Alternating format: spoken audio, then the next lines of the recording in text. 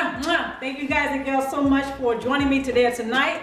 I'm Cassandra. This is the Luminousz Ztarr channel, and today I'm going to be talking to you all about the crisscross effect of how narcissists end up with that source supply in a third-party situation. So sometimes narcissists, they can pull at your heartstrings while they're playing with the minds of the third party. Therefore, he or she ends up right in the middle, getting all the source of supply, okay? In other words, they're getting the best of both worlds. Okay, so sometimes narcissists, they can end up recruiting flying monkeys. Sometimes they end up having people that know that you were hurt by the narcissist.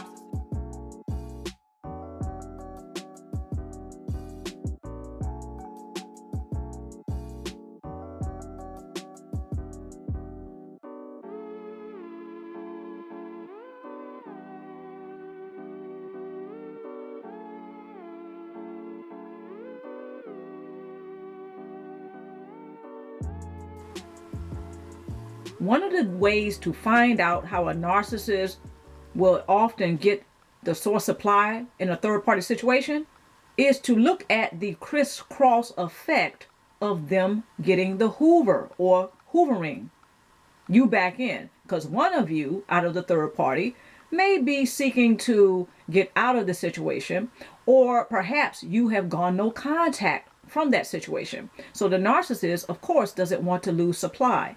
So what they may end up doing is toying with your mind in order for you to change your heart, and vice versa with the other person. But this is going on simultaneously. For instance, perhaps you are the one who have gone no contact.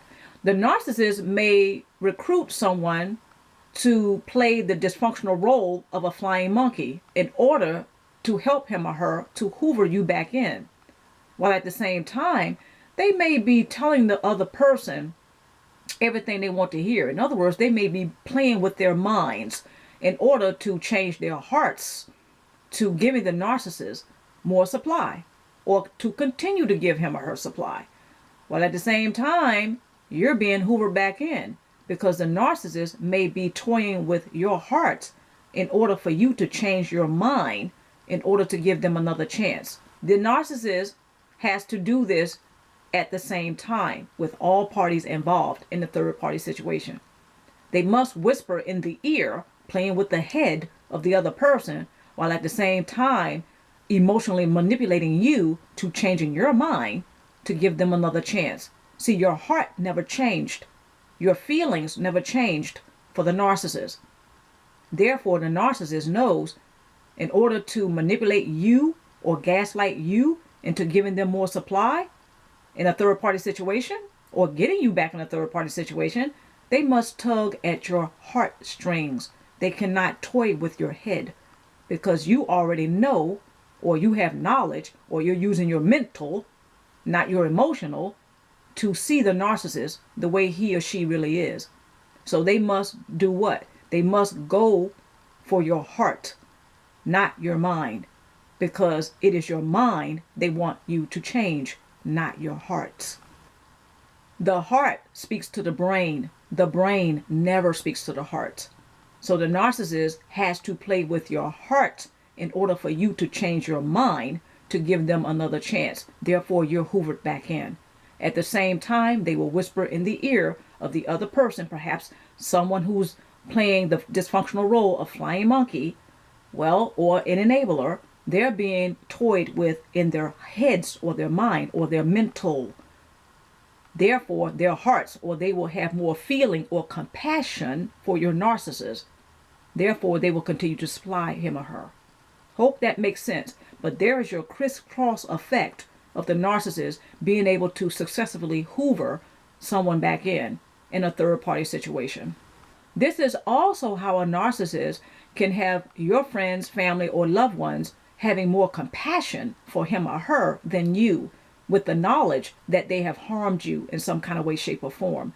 And I know this is a double whammy. Some of you have experienced this betrayal from your friends, family, or loved ones, whereas the narcissist has convinced them that they are the victim.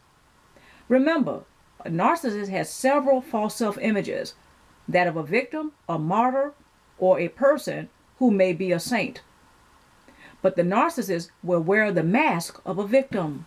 This is also how a covert narcissist is able to turn your friends and family against you in order to obtain narcissistic supply.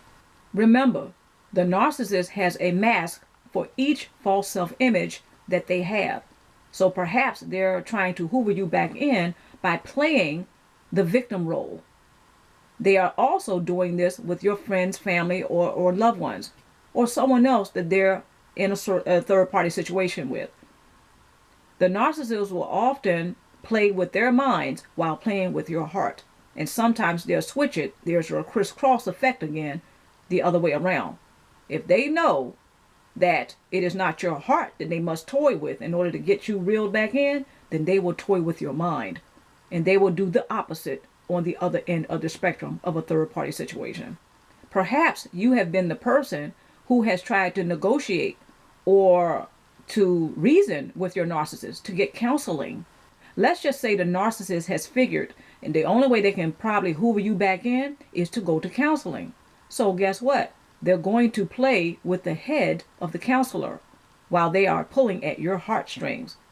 This is not to say that the counselor is dumb, stupid, or perhaps not bright. No, this means that the counselor perhaps is the person who doesn't have an emotional stake in the whole thing. This is still a third-party situation, by the way.